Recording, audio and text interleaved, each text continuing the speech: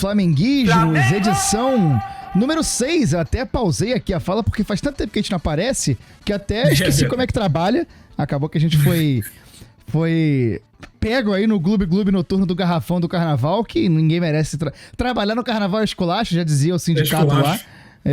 E aí acabou que a gente não conseguiu gravar, e aí a gente se enrolou, mas agora, começando o ano de fato, como bons brasileirinhos que somos, vamos retornar aqui ao nosso habitué, vamos gravar esse programa, esse nosso podcast número 6, para falar de muita coisa, mas antes vamos falar do que importa nesse momento, que é o meu nome. Meu nome é Gustavo Angeléias e eu tô aqui com ele, Matheus Vieira. Matheus, boa noite. Muito boa noite, Gustavo. Muito boa noite a todo mundo que tá acompanhando a gente aqui no podcast Flamenguismos. Muita coisa acumulou, né? Então tem muito assunto pra gente falar, tanto de Recopa, Brasileirão, os assuntos extracampo, né? Fora das quatro linhas, que tem muita coisa também que gerou polêmica aí nas últimas semanas. Então a gente vai dar uma passadona por tudo isso. E aí, mais uma coisa que importa nesse momento é você não abandonar a gente. Eu sei que talvez, para os mais incautos, tenha passado pela cabeça a possibilidade de que a gente tivesse abandonado esse projeto, mas não estamos aqui. Negativo. Continuaremos aqui. Vocês não vão ser livres demais tão cedo. Exatamente. E para isso, para ajudar a gente a não sair do seu pé, você segue a gente aqui no Spotify. Confere se nossa página, você já tá seguindo a gente, é só apertar um botãozinho. Se você puder, avalie a gente com 5 estrelinhas também, porque isso faz muita diferença. E segue a gente nas nossas redes sociais. O meu Instagram é gangeleias, Gangeleas, e o Matheus está lá como Matheus V.O. Vieira. Dá essa moral que esse projeto aqui agora vai de vento em popa. Começando o ano após o carnaval, a gente vai se embora. E aí, a gente vai começar aqui o programa falando de algumas coisas extracampo que a gente tem pra falar. A primeira é lembrar aqui, cara, das vítimas do incêndio do Ninho do Urubu. Esse programa era pra ter saído perto ali do dia 8 de fevereiro, que foi quando completaram-se 7 anos dessa tragédia. Que foi uma tragédia, mas não foi um acidente, né? Foi negligência. O Flamengo recebeu 10 crianças e devolveu 10 corpos. E, aparentemente, ninguém vai ser punido por isso. A última decisão judicial que ocorreu foi de absolvição de todo mundo. O presidente Eduardo Bandeira de Mello, que é o presidente da gestão, né? Tinha acabado de começar a gestão Landim, então tinha um mês de gestão Landim. Então, assim, a responsabilidade da negligência é do Eduardo Bandeira de Mello. A acusação prescreveu por causa da idade dele, então assim, a justiça brasileira foi tão devagar como costuma ser, que prescreveu a acusação dele, mas os outros acusados ainda estavam sendo julgados e foram absolvidos por falta de provas. O Ministério Público recorreu dessa decisão, então a gente está nesse momento. E assim, a minha expectativa com a justiça é muito pequena, por mais que haja alguma espécie de condenação justa, o cumprimento das penas certamente não vai ser justo, porque é assim que a justiça funciona no Brasil. A justiça tem lado e não é o lado das vítimas, das pessoas tipicamente vítimas desse tipo de crime, é o lado de quem comete esse tipo de crime. Negligência, se você tem dinheiro, se você mata 10 crianças pobres, algumas pretas, se você tiver dinheiro, você passa livre com isso. E aí cabe à torcida do Flamengo, como ela faz, relembrar disso, não deixar a memória dessas crianças se esvair. Então fica aqui nossa homenagem a essas 10 crianças, que não pode ficar esquecido jamais o que aconteceu, o que o Flamengo fez com essas crianças. Exatamente. Eu também estou de acordo com você, né? Porque tem esperança na justiça para gerar algum tipo de punição aos responsáveis por essa tragédia, que foi uma tragédia e não um acidente. Realmente é bem vã, né? É bem vaga essa esperança, ela é praticamente nula de que alguma coisa vá acontecer aos responsáveis. Decepcionante, mas não surpreendente, né? Então a gente tem que seguir relembrando esses 10 nomes, relembrando essas 10 crianças que perderam suas vidas nessa tragédia absurda, e que sirva de lição para que nunca mais aconteça no futebol brasileiro algo sequer similar a isso, que sejam cuidadas essas crianças, que sejam tratadas da maneira mais digna possível, que não sejam negligenciadas a segurança delas, porque são pais que estão entregando seus filhos à responsabilidade dos clubes. Então isso precisa, daí a gente precisa bater nessa tecla sempre, tá ligado? Porque o clube não é dono dessas vidas. É mais duro até, porque as famílias estão entregando as crianças e o sonho de uma vida melhor, saca? Pra muita família, esses moleques que jogam bola, eles são a possibilidade de mudar de vida, sacou? É a esperança de transformação completa. E receber foda. Corpo E aí foda, você cara. vê esse sonho, pô, se esvaindo dessa maneira trágica, pô, é uma coisa que eu não consigo nem imaginar a dor que essas famílias sentem, tanto eles quanto o segurança também que estava presente e testemunhou tudo aquilo, ajudou as crianças, as sobreviventes a saírem dos contêineres e depois foi demitido. Um trauma, foi demitido, um tratamento inacreditável, o pastor Flamengo também com ele, e além da demissão, um trauma para a vida inteira, porque ele nunca vai se recuperar disso, vai aprender a conviver, mas deve ser muito difícil você voltar a ser a mesma pessoa que você era antes de vivenciar uma experiência dessa. É isso, o caso é responsabilidade da gestão Eduardo Bandeira de Mello, mas a gestão da tragédia em si, do trato com as famílias, é responsabilidade 100% da gestão Rodolfo Landim, em coparceria com... Foi uma vergonha para a imagem do Flamengo, para a instituição Clube de Regatas do Flamengo, uma vergonha no tratamento que foi dado ao caso. E em parceria com o Dunchi também, que foi fundamental para fazer as coisas do jeito que fez, né? Inclusive, fica aqui minha recomendação de 2 para quem quiser se aprofundar mais nisso. Eu acho que é muito importante a gente, como flamenguista, se aprofundar nisso. A gente é duro, é muito difícil, é um tema muito complicado, dói pra caralho, é triste pra caralho a gente lembrar disso, mas a gente precisa lembrar e recomendar aqui 2 mídias. A primeira é um documentário que tem na Netflix, que foi feito em parceria pelo UOL, dirigido pelo Pedro Asbeg, que eu não lembro exatamente o nome, mas se procurar Tragédia no Ninho, Incêndio do Ninho na Netflix, você acha. O documentário é muito duro, ele mostra exatamente como é que foi o tratamento, tudo que aconteceu, toda a negligência que foi feita antes do incidente e depois do incidente. E o livro também é Longe do Ninho. Eu olhei pra lá porque ele tá aqui na minha biblioteca, Longe do Ninho, da Daniela Arbex, que é uma das maiores jornalistas investigativas que a gente tem no Brasil. Ela tem grandes trabalhos, venceu o prêmio Jabuti, os caralhos, e ela se aprofundou nesse livro. Esse livro, inclusive, eu não consegui terminar, porque é muito duro, mas eu vou voltar pra ele, porque é importante. Apenas aqui para fazer justiça ao nome do documentário, é O Ninho, Tragédia, Futebol e Tragédia, perdão. Perfeito, O Ninho, exatamente. Futebol e Tragédia, na Netflix. E aí fica a nossa homenagem a Átila Paixão, Arthur Vinícius, Bernardo Pizeta, Christian Esmério, Jetson Santos, Jorge Eduardo Santos, Pablo Henrique, Riquelmo de Souza, Samuel Tomás Rosa e Vitor Isaías. Todos tinham idades entre 14 e 16 anos. Hoje todos entraram em acordo depois de tanto mal fazer essas famílias. A diretoria conseguiu entrar em acordo. A última das famílias, o acordo só foi feito na gestão BAP, pra gente ter ideia de quão merda foi essa gestão. Do quanto foi enrolado esse processo todo. Por Landim e Dunchi. E aí, a gente falando aqui desse tema triste, vamos manter ainda na tristeza um pouquinho, porque a gente vai ter que falar um pouco aqui do racismo que o Vinícius Júnior sofreu, da reação do Felipe Luiz. Acho que vale a pena a gente contextualizar rapidinho antes de entrar no tema. O Vinícius estava em campo pelo Real Madrid na partida dos playoffs da UEFA Champions League contra o Benfica, e depois de fazer um gol e comemorar dançando, ele tomou um cartão amarelo. Aí já começa aquela coisa, né? A gente já poderia criticar pra caralho daí, porque tem jogadores que dançaram comemorando gol a vida inteira e nunca tomaram cartão amarelo. Mas beleza, até aí não tem nada que a gente possa provar. Mas depois disso começa a situação. Ele foi muito... A torcida do Benfica ficou revoltada com ele dançando em frente à bandeirinha de escanteio, começou a atacar coisa nele, e aí os jogadores do Benfica ficaram revoltados. O tal do Prestiani, que é um argentino, ele começou a xingar o Vini, até que o Vini denunciou que ele tinha sido chamado de macaco pelo Prestiani. Só que como um bom racista, ele é covarde. Ele tapou a boca com a camisa para não ser feita uma leitura labial. E, enfim, aí na hora ali o juiz não conseguiu... O juiz acionou o protocolo de racismo, né, da FIFA, que, enfim, é um protocolo de racismo feito por racistas, que também aí não resolve porra nenhuma. E ficou uma certa confusão ali, mas como era só, entre aspas, a palavra de um contra a palavra do outro naquele momento, o juiz mandou retomar o jogo, e o jogo foi retomado com muita gente no estádio xingando o Vinícius. E aí eu vi relatos de gente que falou que no estádio não dava pra saber o que estava acontecendo. Eu vi gente falando que dava pra saber, mas enfim, de fato, no estádio eu vi vídeos que dá claramente pra você ver que tinha gente também chamando o Vinícius de macaco. E parece que o Bresciani chamou ele de mono, que é macaco em espanhol.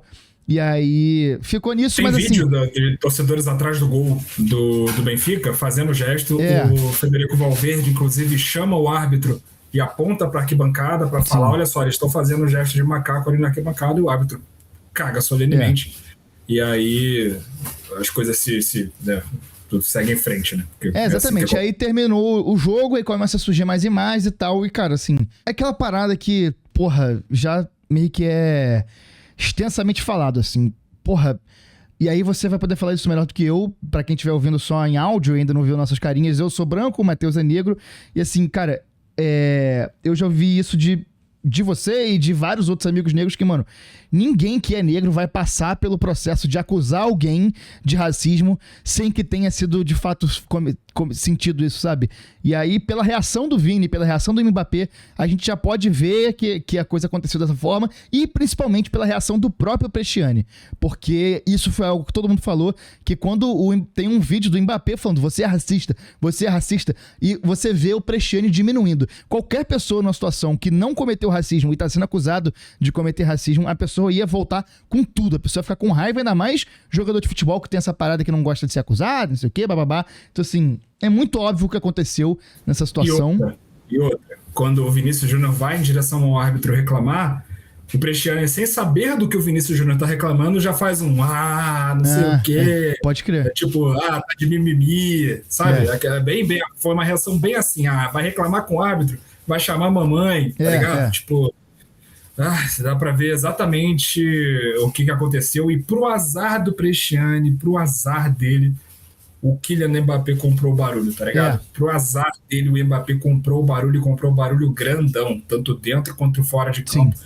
E aí, aplausos pro Mbappé, porque é muito fácil você, depois do jogo, ir publicar uma rede social, uma hashtag, postar uma foto do Vinícius Júnior ao teu lado e falar: tô contigo, Vini, mas não tem nenhuma postura mais incisiva sobre o que ele tá enfrentando basicamente sozinho, tá ligado? E que muitas vezes faltou até dos próprios companheiros de Real Madrid, né, cara? Muitas vezes o Vini tá sozinho enfrentando isso e a galera em volta dele não compra tanto barulho. Talvez internamente até compre, dê segurança pra ele, mas na hora de ir pro pau ali, a galera não tá indo, né? A galera vai, discute e tudo mais, mas precisa falar sobre as coisas do jeito que elas são, tá ligado? Às vezes você falar o nome do que está sendo praticado tem um impacto muito maior do que você só demonstrar sua revolta e, sei lá, partir para confusão com o adversário, ou aquele empurra-empurra, aquele você falou sim, eu ouvi o que você falou.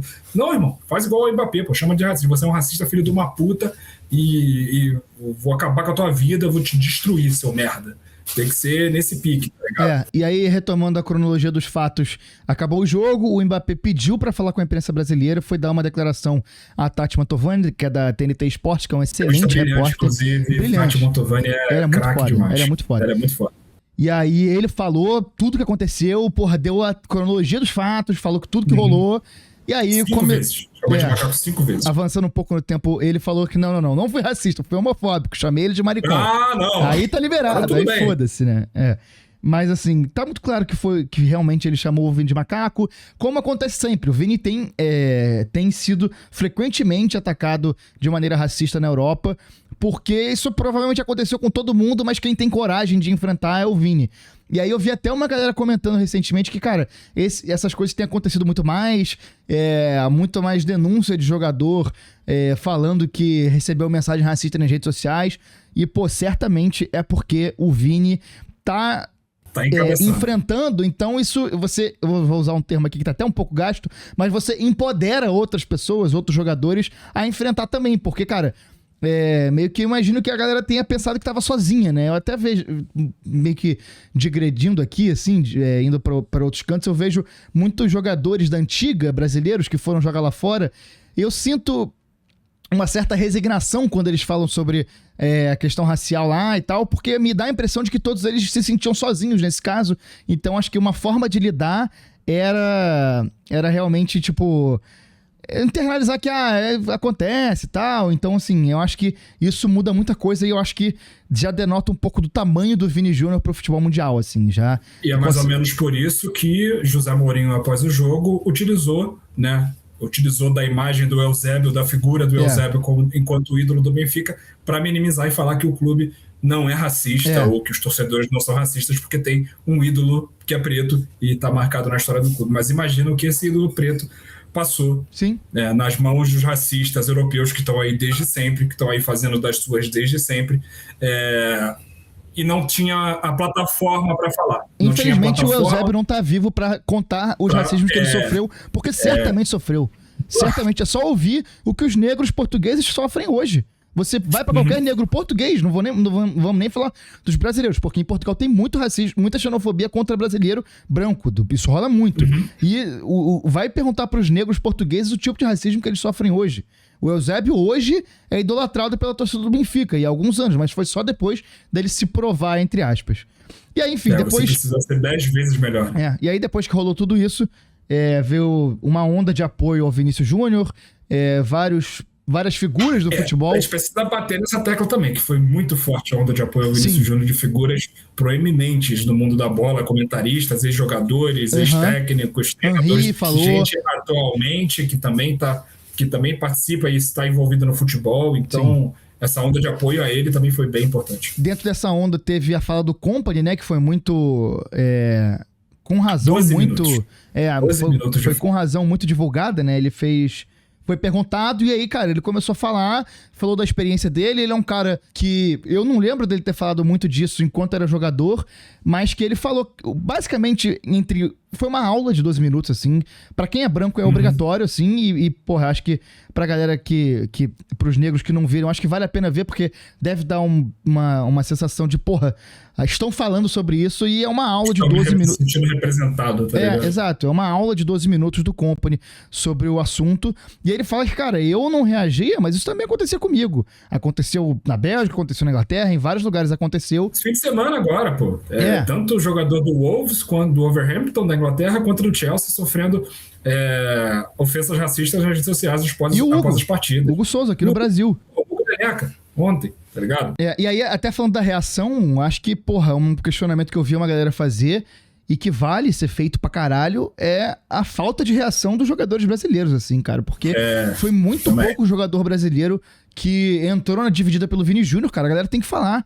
Porra, o Neymar, pra questionar a CBF, se deu parabéns, ele fala, mas agora pra questionar o racismo que o Vini sofre, é silêncio. Os grandes jogadores brasileiros da geração, galera que joga com o Vini. O Rodrigo, meu irmão, cadê o Rodrigo falando sobre isso? O Rodrigo também deve sofrer igual. O alvo maior é o Vini, mas o Rodrigo sofre tanto quanto, saca? Tipo, os jogadores brasileiros têm que começar a falar sobre o assunto. Não dá pra deixar o Vini sozinho. Parece que ele é um exército de um homem só pra enfrentar essa porra toda. E ele é forte pra caralho. Por isso que eu valorizo muito a atitude do Mbappé, tá ligado? Sim. Por isso, assim, além do você ter a hombridade, ter o caráter e ter o culhão mesmo pra chegar e botar o pau na mesa e falar, olha só, seu filho da puta, você foi um racista que eu ouvi o que você falou e você não vai se livrar disso tão fácil, porque eu vou perturbar a tua cabeça. Não vai ser só o Vini que tá nessa luta, eu tô com ele, tá ligado? Tipo, falta muito isso por parte dos jogadores brasileiros que sofrem com isso, tá ligado? É gente que sofre com isso que me deixa mais... assim, sem saber, sem conseguir entender. Não sei se eles não querem se expor, não sei se eles não querem lutar por algo, não sei se isso é muito coisa de esquerdista, tá ligado? Da mente deles. Acho que é tudo meio junto, né, cara? Mas muito falta de letramento também, é uma galera... Falta de letramento. É uma galera que, eu acho que também, aí, passando um micro paninho aqui, é uma galera que começou a jogar bola muito cedo, então, tipo, falta um pouco de estudo, e acho que é uma galera que desde muito cedo é isolada, que tá isolado ali no mundo do futebol, então acho que tem um Você certo... tem um tratamento diferente. Tem um certo contexto aí, acho que o sofrimento existe, mas talvez seja um pouco mais blindado do que na rua, do que a galera que... Aos olhos dos brancos você é o preto premium, tá ligado? Você tem ali uma outra categoria, o jogador de futebol tá numa outra categoria e que não sofre do mesmo, como eu posso te dizer, você não sofre tão intensamente porque você tem muito dinheiro. E aí isso dá uma amenizada. Mas quando você entra em contato com multidões, né? Você sendo jogador de futebol, você entra em contato com multidões, você entra em ambientes que você não costumava frequentar, você vê situações que você não costumava ver, é mais fácil você silenciar para continuar sendo aceito nesses lugares do que você botar a boca no mundo, falar e apoiar alguém que está lutando por igualdade, realmente enfrentando de frente ali o racismo. Para você acaba sendo prejudicial, porque você não quer perder o que você suou tanto para conquistar com a sua carreira de jogador, tá ligado?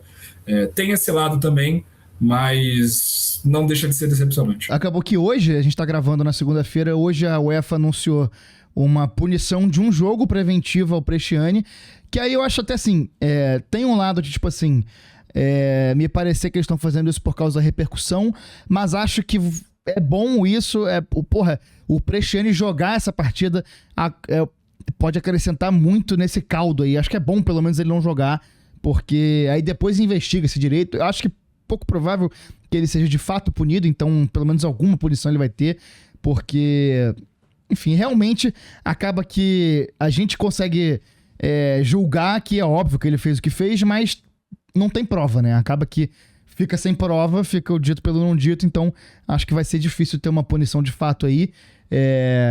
Mas aí, falando dos ecos disso, acabou que, como vários técnicos foram perguntados disso no mundo, perguntaram pro Filipe Luís também, logo antes da partida contra o Lanús, e aí ele foi muito mal, né, cara? No dia ele reagiu logo no dia seguinte ali, e o Filipe foi muito mal em duas ocasiões.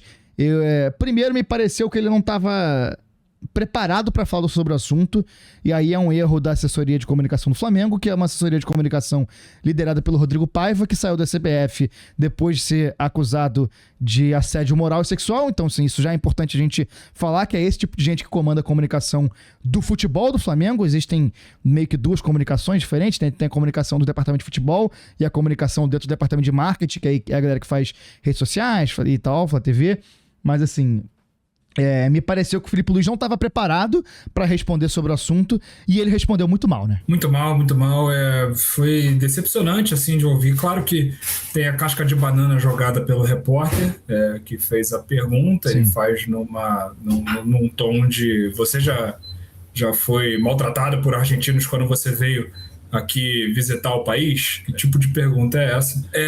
Mas é decepcionante porque o Felipe deu uma sabonetada, né? Sim. Querendo ou não, ele deu uma sabonetada, e aí, tipo, eu não quero ser leviano aqui e falar os motivos dele ter feito isso.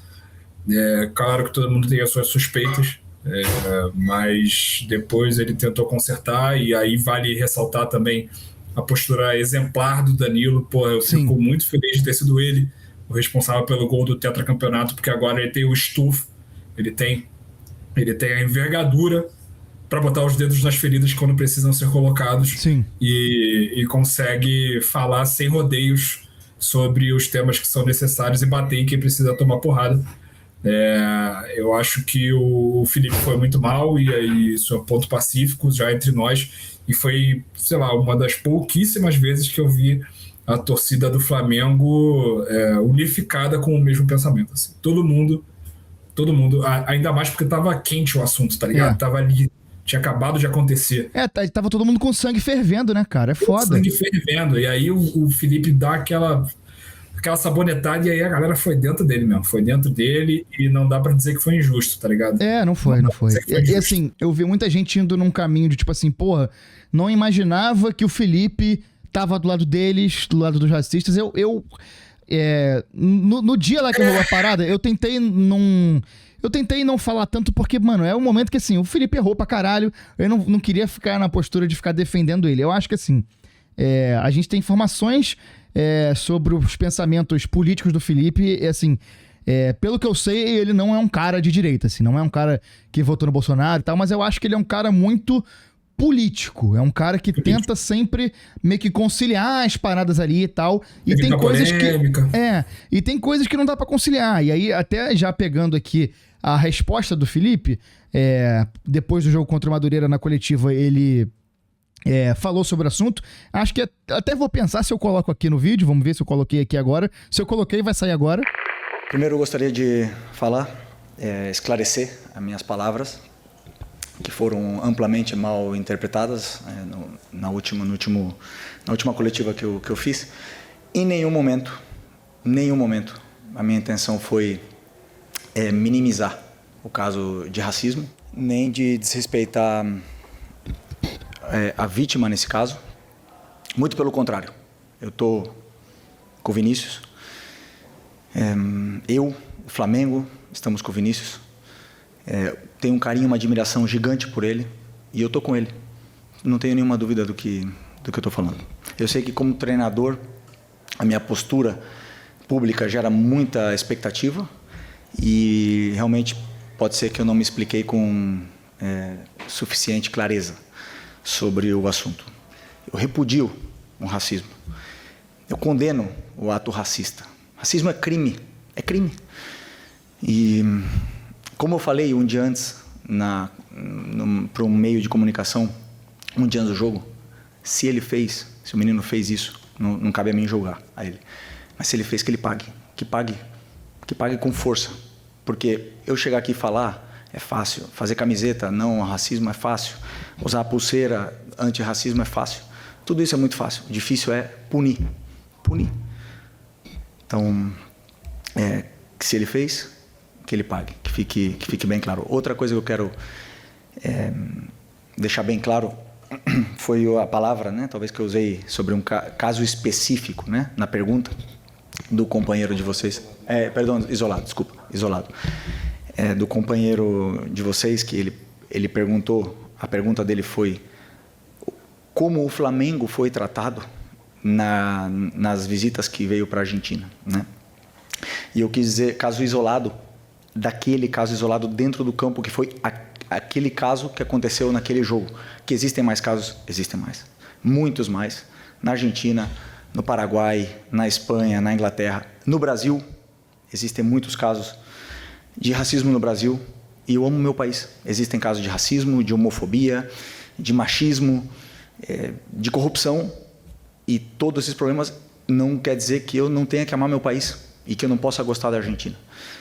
Eu gosto, amo o Brasil, e que fique bem claro que talvez eu quis me expressar de um caso específico, a palavra, ou talvez...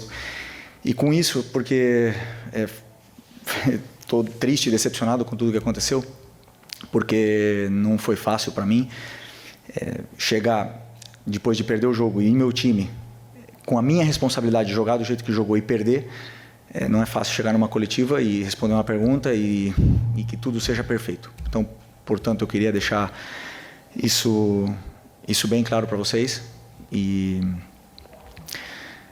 dizer mais uma vez, estamos com o Vini.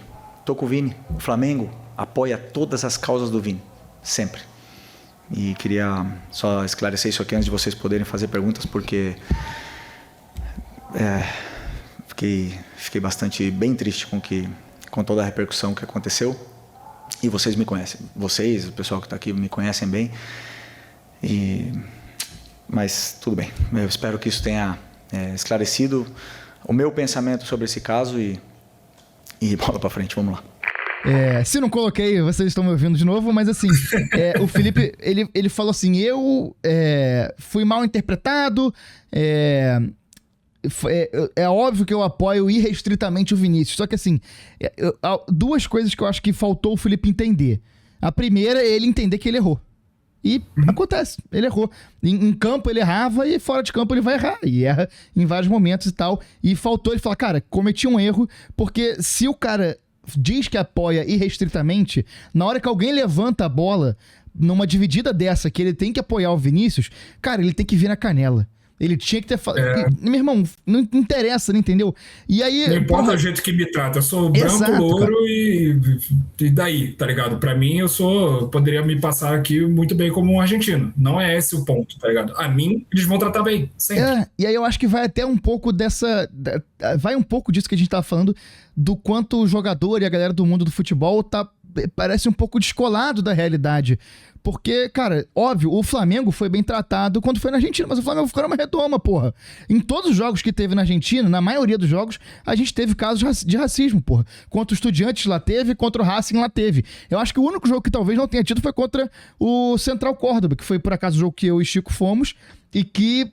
Porra, beleza, foi fantástico lá. Foi maneiro pra caralho. A gente foi super bem tratado pela torcida dos caras.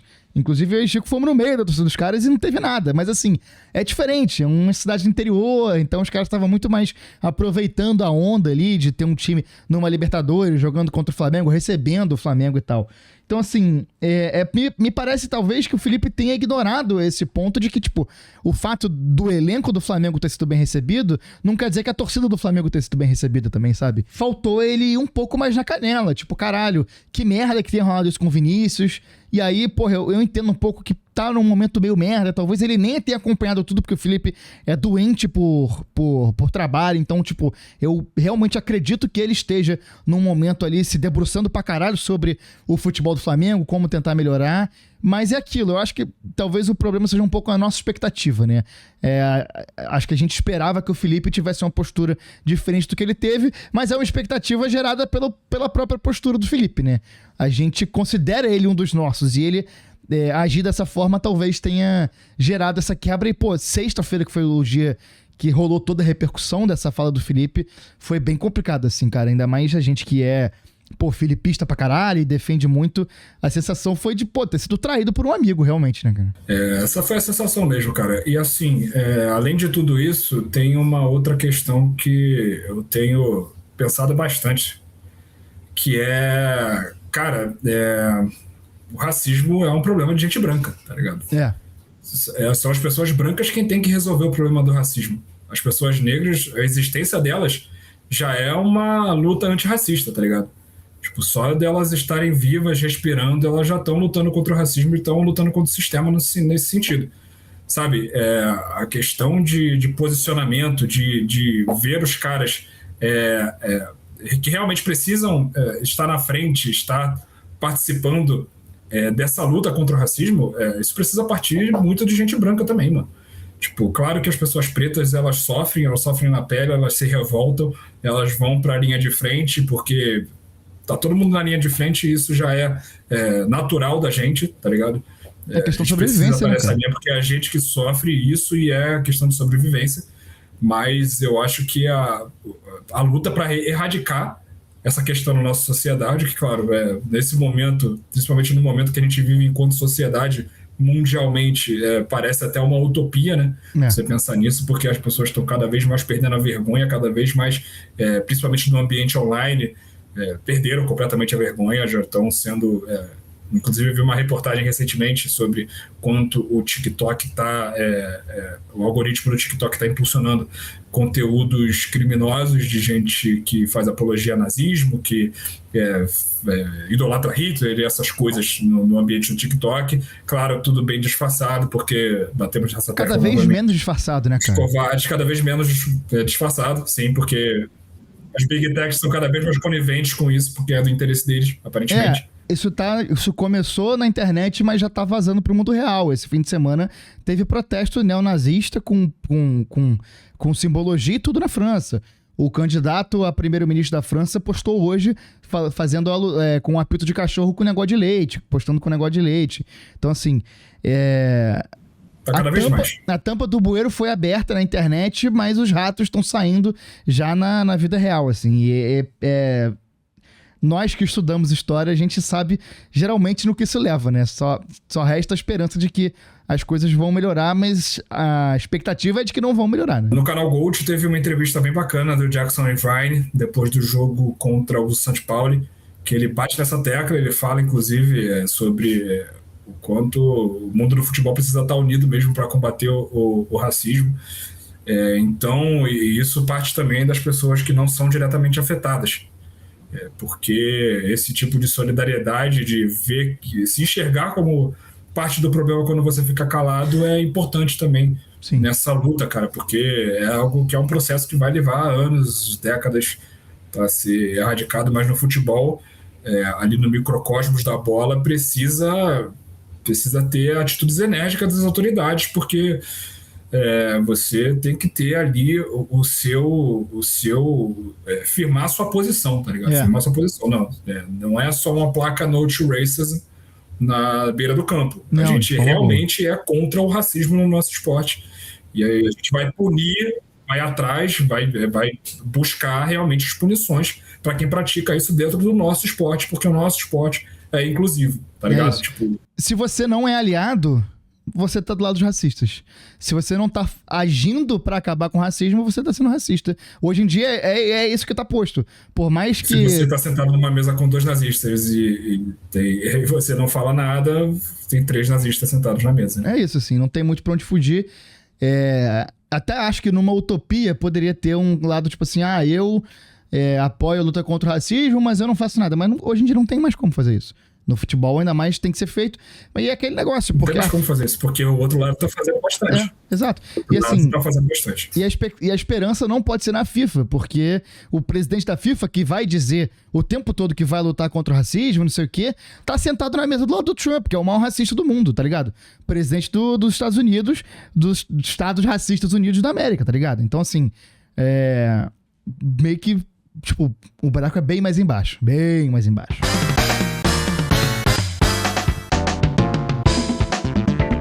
E aí, assim, voltando agora pro nosso mundinho aqui, acaba que, eventualmente, a gente vai ter que falar sobre essas coisas, porque a nossa ideia no podcast não é só falar de jogo, é falar da cultura do futebol, né? E isso é o tipo de coisa que a gente tem que falar. O nosso zeitgeist do futebol hoje em dia, ele precisa mudar, porque essas coisas, a nossa sociedade é muito merda, e o futebol, ele serve como um espelho distorcido, por ser um ambiente tão masculino, ele acaba refletindo de uma maneira mais agravada ainda alguns problemas da sociedade, né? O futebol, ele não é a causa de nada, mas ele é uma consequência, né? Essas coisas acabam transbordando. Então a gente precisa falar disso. E vamos voltar nesse assunto e vários outros. Essa semana, inclusive, foi uma semana péssima para quem gosta de futebol e tem capacidade de pensar também, porque a gente teve a declaração do zagueiro do Bragantino falando que mulher não pode apitar. A gente teve o Vasco do Acre, que teve jogadores que são acusados de estupro coletivo e receberam um apoio total do time, que inclusive tem o goleiro Bruno no gol. O goleiro Bruno. Então assim, foi uma semana cansativa pra caralho, mas a gente vai seguir falando aqui, vamos usar a nossa pequena voz pra falar sobre isso, esperamos que a nossa voz cresça pra gente seguir falando sobre o assunto, mas vamos agora voltar ao nosso assunto, que é o Flamengo, que a fase também não é das melhores, né? Não tá muito leve. Porra, a gente tava falando de assunto merda, começamos falando de assunto merda, agora vamos conseguir continuar falando de assunto merda. A gente teve ontem, nesse horário de merda, de 8h30 da noite... Nossa! Caralho, moleque, é bizarro quanto a Ferdi faz de tudo para as pessoas odiarem o Campeonato Carioca. Tipo assim, se eu não soubesse que a Ferdi depende do Carioca para se manter, eu diria que eles são aliados na luta contra os estaduais. Pelo fim dos estaduais, porque não é possível tu botar uma semifinal em 2 jogos, uma final em jogo único, e os 2 jogos de semifinal, o do Flamengo, um é domingo 8h30, o outro é segunda-feira 9h da noite. É inacreditável. Bizarro. Eles estão querendo muito que a gente destrua esse campeonato. Antes da partida a gente teve muito protesto da torcida, teve cânticos de time sem vergonha, teve vaia, teve queremos disposição, queremos raça e não é mole não, pra jogar no domingo tem que ter disposição. Isso acabou gerando uma certa discussão aí na torcida do Flamengo sobre até que ponto a torcida deve ir, não deve... E aí, eu queria saber a sua opinião. Vamos discutir esse tema aí antes da gente começar a falar dos jogos que a gente tá devendo conversar aqui. Não, para começo de conversa, eu acho que as vaias e os cantos de protesto vindos da torcida, mesmo com o Flamengo tendo conquistado a Libertadores e o Brasileiro do ano passado, eles são justos. Porque o ano que passou, tá ligado? Esse Flamengo, a gente é muito grato pela galera que conquistou os títulos, pelos troféus que eles botaram na nossa cabine, mas a temporada já é outra, irmão. E aí você entra com esse entra meia bomba, como o Flamengo começou a temporada, tem que ouvir, tem que ser cobrado, tem que chamar mesmo pra chincha ali, tem que botar os caras à luz da razão. E gostei muito da entrevista do Danilo, mais uma vez, batendo na tecla do Danilo, foi muito bem ontem falando sobre a torcida protestar, que não é juízo de valor, não é que os caras detestem esse elenco, não é que os caras não valorizem as conquistas do passado, mas é porque o time não está correspondendo às expectativas do torcedor, está jogando muito mal, e não adianta fazer beicinho. Ele falou que não comemoraram porque não tem o que comemorar nesse momento, que o momento não pede festa, não pede oba-oba, e eu concordo plenamente. Você tem que meter o gol do Madureira, a obrigação do Flamengo vencer o Madureira. Inclusive, uma entrevista muito boa do goleiro do Madureira, o Neguete, falando sobre o planejamento do Madureira para a partida. Foi figuraça. Quero muito ser amigo dele, mas... Inclusive, moleque, eu fui em Moça Bonita, no Bangu e Madureira, ele agarrou pra caralho. Bom pra caralho. Ainda por cima, além de ser gente boa na bola, é bom goleiro. Então, o cara tá voando mesmo. Neguete, você está convidado para o podcast Flamenguismo. Você está convidado para o podcast Flamenguismo. E aí, você não pode deslegitimar essa reação da torcida. Vejo torcedores rivais falando, não, porque a torcida do Flamengo é muito mimada, porque o Flamengo não ganhou títulos ano passado e já está reclamando de novo porque não está ganhando esse ano, não começou a temporada bem. Meu irmão, a torcida do Flamengo e as cobranças que vem da torcida do Flamengo são parte fundamental do processo que trouxe o Flamengo aonde o Flamengo está hoje. Sim. Então você, olhando de fora, você acha que é só a torcida mimada, mas não é o caso. A torcida do Flamengo roeu muito osso, já roeu muito osso para antes mesmo de 2013, onde começou a reestruturação financeira do clube, e agora, desde antes já cobrava. Sim. Já cobrava lá, tá ligado? É claro que em outras proporções, porque a qualidade dos times não era tão grande quanto é a atual, mas precisa cobrar, e a cobrança ela tem que vir da arquibancada mesmo, porque os defensores do manto, tá ligado? Você não pode ver os seus jogadores que representam o seu clube de coração entrando num campo meia bomba, independentemente do adversário. Eles precisam reencontrar aquele brio que a gente viu no ano passado, porque a disposição tá muito diferente, tá muito esquisito de ver esse Flamengo atual em campo. E eu acho que esse que é o ponto pra mim. Óbvio que, em rede social essas discussões elas acabam se perdendo muito. Qualquer discussão em rede social elas acabam se perdendo muito, porque é muito idiota podendo dar opinião, né? Então você acaba tendo que conversar com o idiota e não vai a lugar nenhum, né? O debate ele acaba ficando meio parado ali, sem caminhar pra frente pra algo que seja interessante. Acaba que esses debates eles ficam melhores em outras situações, em lives e discussões de mais alto nível. Mas assim, é óbvio que, a manifestação da torcida, ela é legítima de qualquer forma. O cara pagou o ingresso, ele faz o que quiser. Eu acho que dentro da torcida do Flamengo, criou-se uma lei de que, é esse tipo de protesto que funciona. Então tem que protestar mesmo e foda-se. E aí eu acho que esse pensamento, ele leva a coisas não tão positivas. Por exemplo, vaias a jogadores no primeiro tempo, vaias durante o jogo. Então, assim, eu acho que é um pouco complexo porque você acaba atrapalhando. Eu acho que você pode protestar, mas acho que o protesto ele tem que ter algum tipo de estratégia, ele tem que ter alguma certa forma de ajudar o time, porque da forma como a torcida do Flamengo faz às vezes, isso acaba atrapalhando. Eu acho que volta e meia... no fim do primeiro tempo e no final do jogo. Eu acho que a torcida do Flamengo... Antes do jogo vale quando você vem de resultados ruins e tudo mais, de performances ruins, vale, mas vaia na CNTP, né, na condição normal de temperatura e pressão, final do primeiro tempo e final do jogo. Mas, dito isso, eu acho que, assim, o momento ele pede protesto, porque... A gente falou disso no nosso último programa, era um momento ali de ainda analisar um pouco as coisas, mas a situação piorou muito porque o time melhorou fisicamente, mas o desempenho é muito ruim. E aí aquela parada, a gente ultimamente tem sido colocado numa certa sinuca de bico de que é meio que assim, se esse Flamengo jogar bem, ele vai ganhar.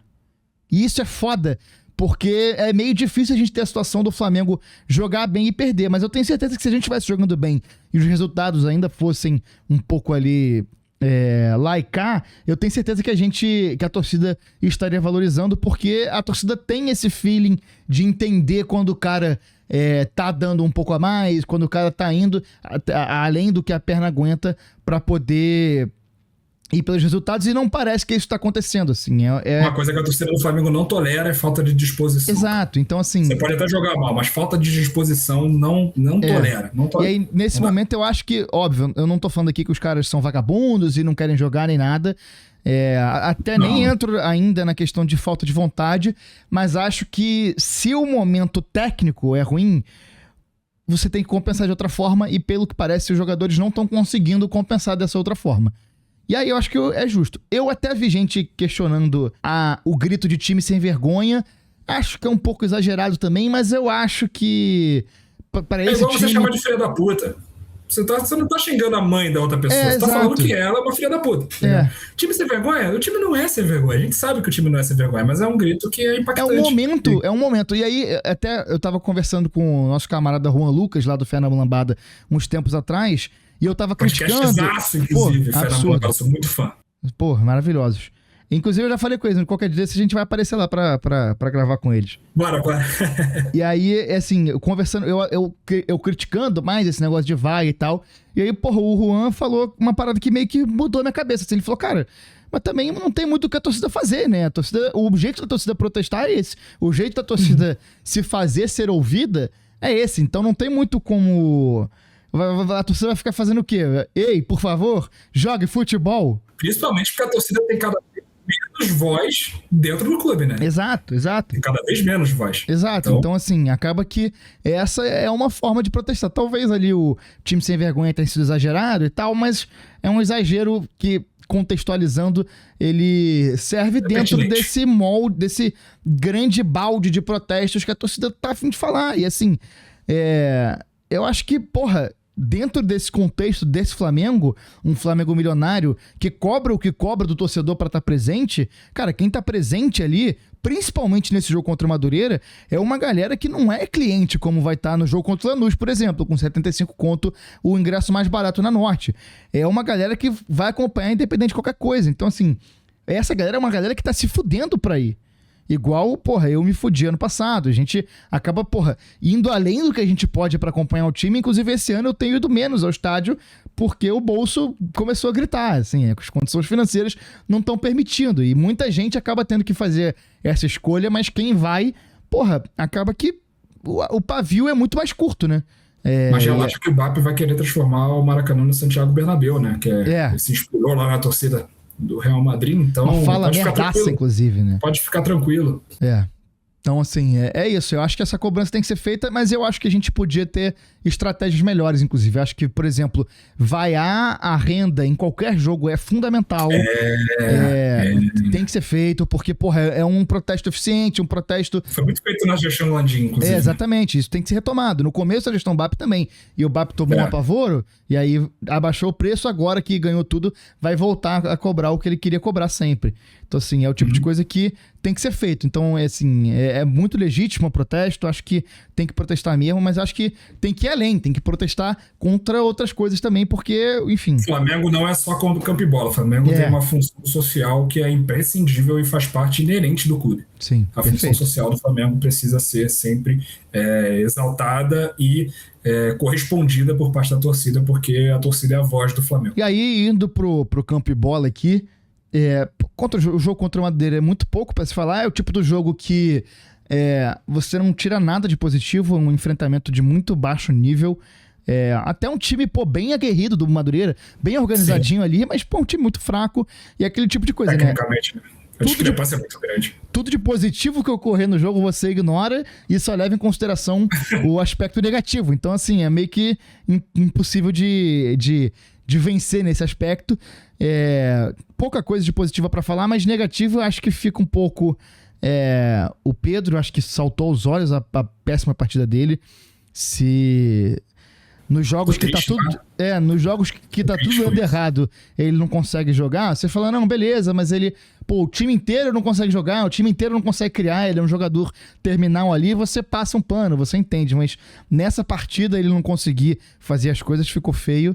Mas acho que é meio que isso pra falar. O primeiro tempo foi ruim, mas o segundo tempo a porteira abriu, o Flamengo meteu um 3-0 tranquilo. Acho que, como a gente já falou, a postura do time foi interessante, uma postura de um time que tá vendo que a situação tá uma merda e que tá insatisfeita. Tá querendo dar uma resposta. Tá insatisfeito junto com a torcida. Não me pareceu uma postura de time que considera injustas as críticas, né? Não me pareceu que eles estão tipo, a gente é campeão de tudo e os caras estão vaiando. Não, pareceu tipo, realmente estamos jogando mal, vamos dar uma resposta. Eu espero que o pensamento do Danilo sobre as comemorações tenha sido um pensamento geral do elenco.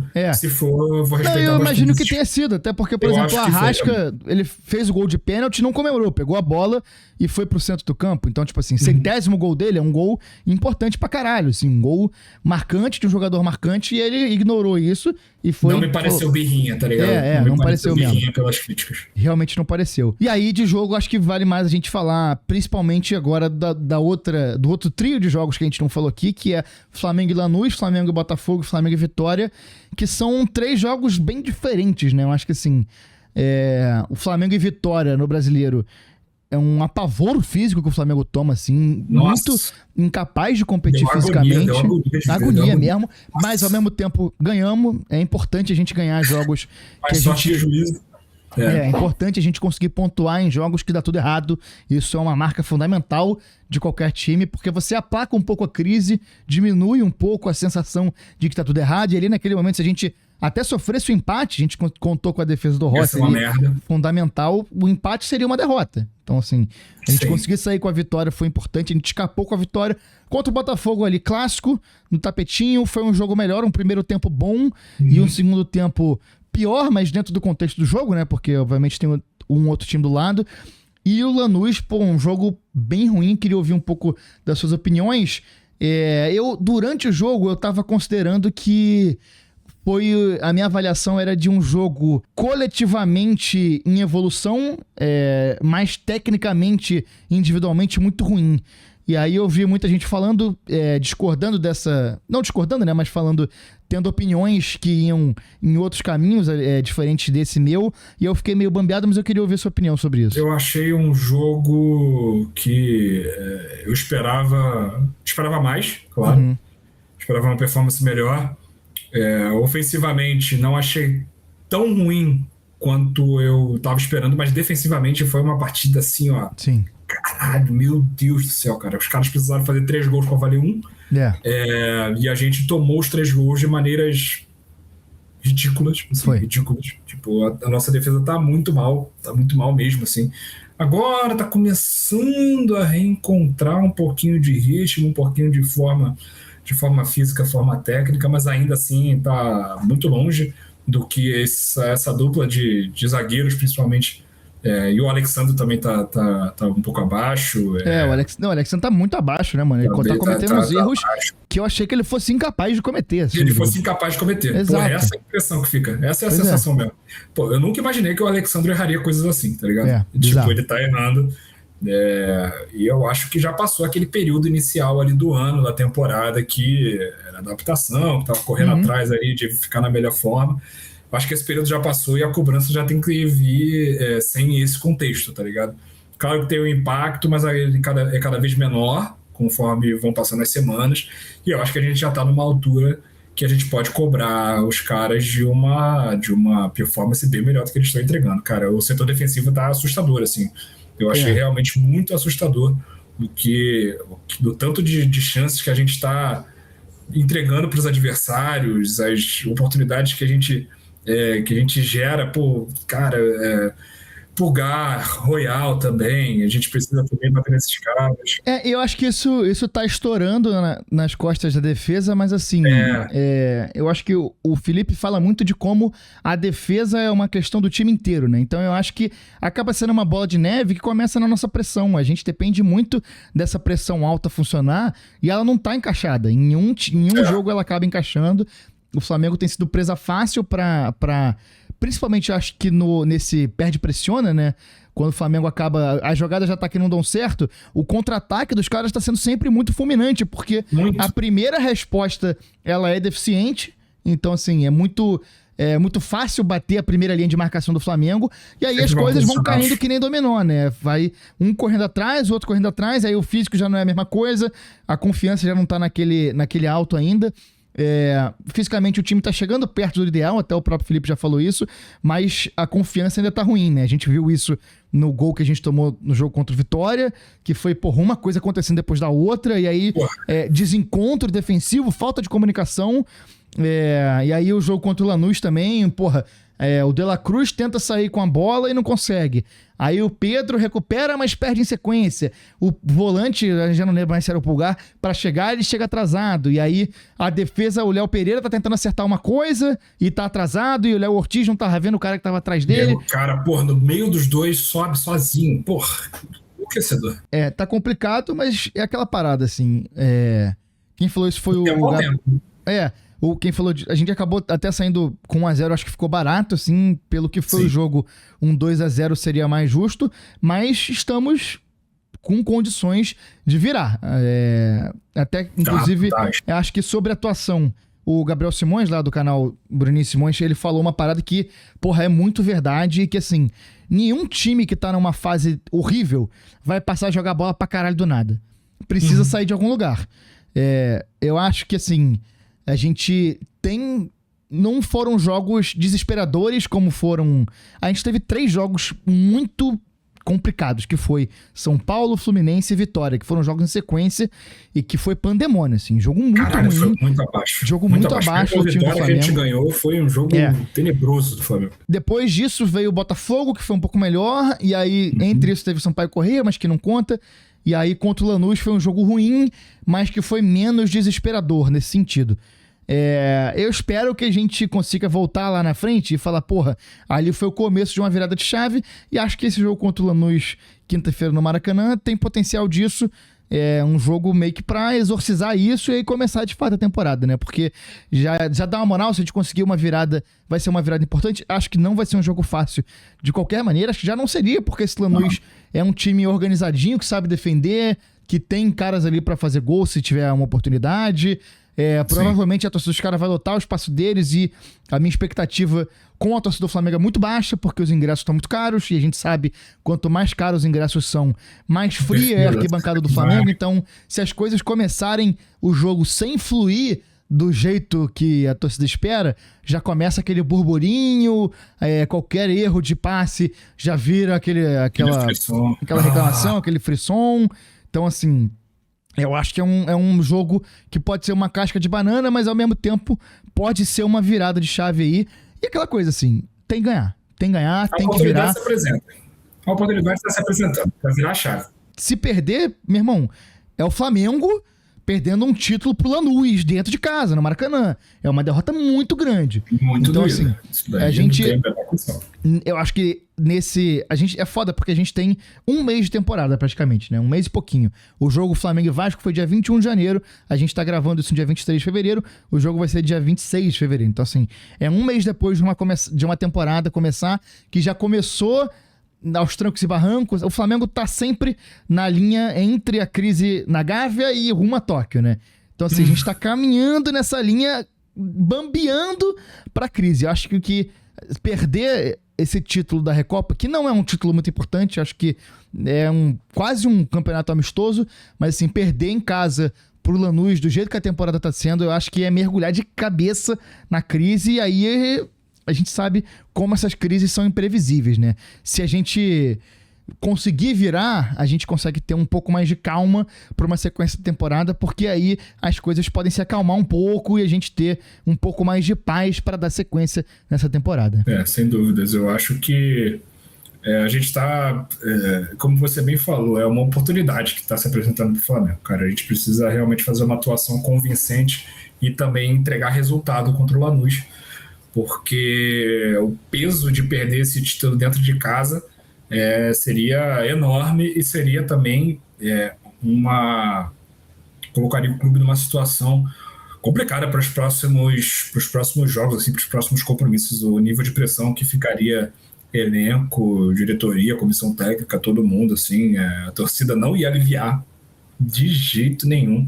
próximo jogo do Maracanã ia ser, como foi, uma reação parecida com a do jogo passado contra o Madureira, mas, né, multiplicada por algumas vezes, assim, porque não dá para entrar na temporada do jeito que a gente entrou, mas agora é uma oportunidade que se apresenta para a gente consertar, recalcular a rota e fazer aquelas pazes, assim, e seguir de uma maneira mais tranquila pro restante dos compromissos. E não precisa de muito, né, cara? A gente não vai precisar fazer um jogo homérico pra vencer o Lanús em casa.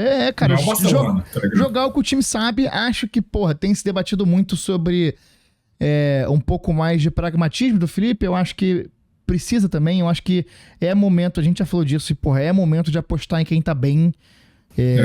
Acho que o Vitão tá pedindo pra jogar. Acho que é importante botar ele pra jogar. O Everton Araújo, já não sei tanto, porque ele jogou contra o Vitória e foi muito mal. Achei uma partida bem ruim dele. Mas, de qualquer forma, ele fisicamente tá mais apto. Tem a possibilidade do Jorginho voltar a jogar, mas seria uma volta, talvez, sem ritmo, porque ele tá algum tempo parado. Estamos sentindo falta, tá? Tá. Uma falta do Jorginho. O Pulgar sem ele tá mal pra caralho. Muito mal. A gente não tem aquele cara, como diz o Tite, o ritmista. Falta o nosso ritmista. Exato. E assim, o jogo do Arrascaeta contra o Madureira deu uma animada, pareceu um pouco mais leve, mais presente no jogo. E é isso, mano. Assim, é jogar um pouco. Não precisa nem jogar o 100% do que esse time sabe, assim. Se fizer um jogo seguro e não tão desesperado, se tentar. Sem tentar tanta bola cruzada na área, tentar botar um pouquinho a bola no chão, ter calma, paciência, ignorar um pouco a torcida, porque vai ter reclamação. Eu acho que se fizer isso, a gente tem, total condição de virar esse jogo e virar esse começo de temporada, né? Pode ser uma virada na final, na Recopa, e uma virada na temporada do Flamengo pra gente embalar e cumprir com as expectativas, né? Porque a expectativa com esse time é bem grande, justificadamente grande, porque o time tem de onde tirar, tem o que fazer, só que aquela parada, né? Você vencer é difícil pra caralho, mas você se manter no topo é até mais difícil, né? Então, assim, já tá começando a surgir assuntos de relacionamento, que já não é mais aquela coisa, e aí, geralmente acontece isso. Quando começa a vazar essas notícias... Na hora que tá ali todo mundo concentrado diante de um objetivo pra vencer e tal, você ignora os problemas, né? Mas aí na volta, no retorno, esses problemas começam a aparecer e a coisa começa a vazar um pouco pelos buracos que estavam sendo tapados. Mas assim, é aquela parada. É a primeira vez que o Felipe precisa comandar um time que venceu pra caralho. Então assim, é aprendizado. O Felipe, nessa passagem do Flamengo, tá tendo que aprender o tempo todo, e ele é um cara que tem que fazer as coisas meio sozinho, porque a presidência não tem capacidade, o diretor de futebol não tem demonstrado a capacidade de ser um gestor de grupo. Então é meio que o Felipe e o elenco ali. Vamos ver o quanto consegue. Mas eu tô com o Felipe até o final. É foda. Eu continuo e acho que papo de demissão pra mim passa muito longe. Teria que começar a ter uma porrada de tragédia em sequência pra eu começar a pensar nisso. Sem dúvida. Eu acho que demissão, pensar no campo e bola, não tem por que passar pela cabeça da diretoria ainda. Tá muito, muito prematuro ainda pra falar de troca de técnico. O Felipe Luiz, ele fez por merecer, benefício da dúvida, assim. Pode estar errando, pode estar com algumas questões ali de tática que não estão ainda no ponto correto, mas não é só culpa dele a fase que a gente está. Esse começo de temporada não é só culpa dele, a gente precisa enfatizar isso também, porque tem muita da responsabilidade dos jogadores. Mas é muito cedo, muito precoce ainda para falar em troca de técnico. Eu acho que não é esse o caminho. O Felipe Luiz, ele fez por merecer o crédito que ele tem aí perante diretoria e torcida, mas é um sinalzinho de alerta ali ligado, não em questão de troca, mas um sinalzinho de alerta que as performances precisam melhorar. Precisa entregar mais tanto o Felipe quanto os jogadores. E falando em entregar, está entregue nosso episódio número 6 do Flamenguismos. Falamos de muita coisa aí, muito tema para tratar. Inclusive, esse programa foi um pouco maior. Mas a gente volta em breve, vamos falar... Provavelmente a gente volta na semana que vem para falar da Copa. Esperamos que com o título do Flamengo, pra gente ter um pouco mais de calma para trabalhar e provavelmente pós Flamengo e Madureira também. A gente se vê em breve no Flamenguismo número 7. Ajuda a gente a chegar a mais ouvidos. Pô, se puder, manda nosso programa naquele grupo de flamenguista. Todo mundo tem aquele grupinho de flamenguista. Manda o nosso... Se você tá curtindo a gente, tá curtindo o jeito que a gente fala de Flamengo, pega o linkzinho do nosso programa no Spotify, manda naquele grupo e fala, pô, tem esses dois dodói aqui, estão falando de Flamengo, curta o jeito que eles falam. Segue a gente no Spotify, dá 5 estrelinhas e segue a gente nas redes sociais. Matheus, seu Instagram. Eu sou o Matheus V.O. Vieira, Matheus com H, V.O. Vieira no Instagram. E Gustavinho, qual é o teu? Fala pra mim. G Angeléas, G-A-N-G-E-L-A-S no Instagram. Estamos produzindo conteúdo, vamos jogar cortes dos nossos programas e a gente se encontra por aí. Valeu, grande abraço. Valeu, abraço.